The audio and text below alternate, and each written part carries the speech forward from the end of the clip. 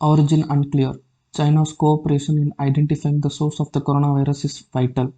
Over 17 months after WHO first reported a cluster of cases of pneumonia of unknown cause in Wuhan, China, scientists are yet to determine with certainty how the SARS-CoV-2 virus emerged. Much like other viruses, SARS-CoV-2 could have a natural origin or somehow escaped from the coronavirus research lab in Wuhan, the epicenter of the COVID-19 outbreak. With no hard scientific evidence available to confirm the lab leak hypothesis, there are some scientific leads that support a natural origin. If it is a zoonotic spillover, the virus could have either directly crossed over from bats to humans or through an intermediate host. But till date, neither the bat species that host the SARS-CoV-2 virus nor the intermediate host has been found. China's secrecy and delay in reporting the Wuhan outbreak and in finding the natural host or the intermediary have further fueled the lab spillover hypothesis. Finding the host animal can be daunting, while the civet cat and dromedary camel were quickly identified to be the intermediate host of SARS and MERS respectively. It took years to identify the horseshoe bat that harbors SARS virus strains. To date, a complete Ebola virus has never been isolated from an animal source. If the virus has been bioengineered, the genome sequence would carry telltale signs, but scientists have not found any signature of genetic manipulation, while a particular site on the SARS-CoV-2 spike protein that allows the virus to infect the cells has been cited as evidence of bioengineering. The fact is that it is not unique to SARS-CoV-2.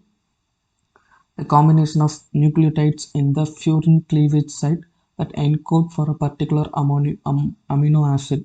Another feature that is forwarded as supporting laboratory manipulation too has been shown to be not unique. For instance, the nucleotide combination encoding for the amino acid is present in other sites of the SARS-CoV-2 virus and in the 2003 SARS virus. The possibility of SARS-CoV-2 evolving via cell culture appears bleak as scientists have found the virus losing features key to transmission and virulence unless cultured using new methods.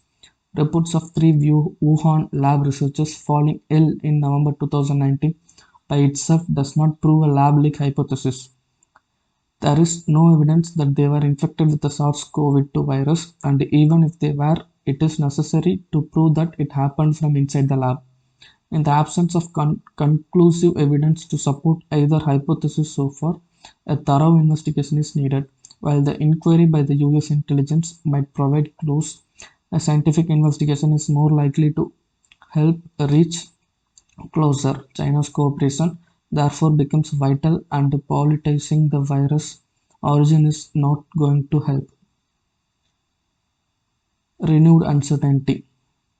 A near-term revival in consumption-led demand appears bleak now. The latest factory output data released by the National Statistical Office is yet another sign of the rocky start that the economy is having in the new fiscal year.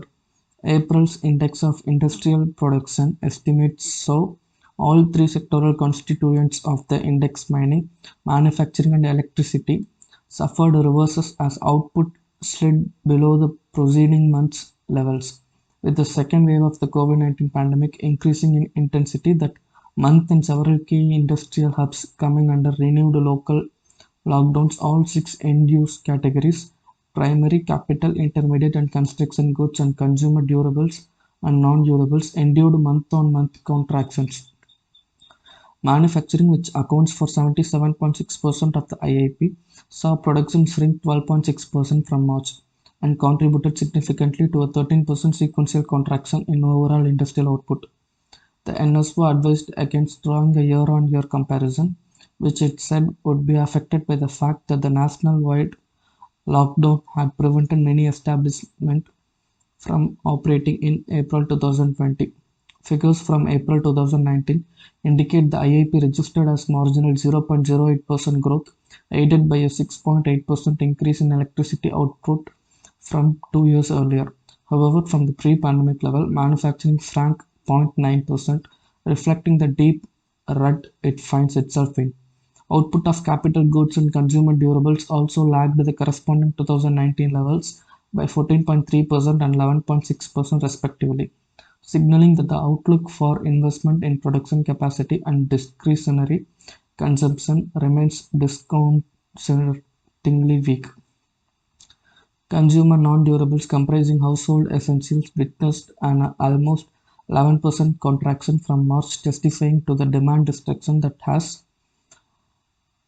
accompanied the second wave. To be sure, the IIP arrives with a lag of 6 weeks and may likely be viewed as more of an indicator of past economic activity than as a tool to assist in providing an accurate prognosis. Still, other data from May, including manufacturing and services (PMI) and retail automobile sales, underline the extent to which economic activity has been constrained since the start of this quarter, with IHS Markit surveys showing manufacturing stagnating last month and services contracting for the first time in 8 months. The composite PMI output index slid from 55.4% in April to 48.1% in May, indicating a moderate reduction in activity. New vehicle registrations more than halved in May from the previous month, another telltale sign of the demand drought. When job losses accelerating and consumer spending hit by a combination of falling real incomes, depleted savings, and increasing healthcare costs, the broader outlook for a near-term revival in consumption-led demand appears bleak right now. To ensure an abiding recovery, the government needs to expedite targeted demand, creating fiscal support measures, and drastically quicken the pace of vaccinations.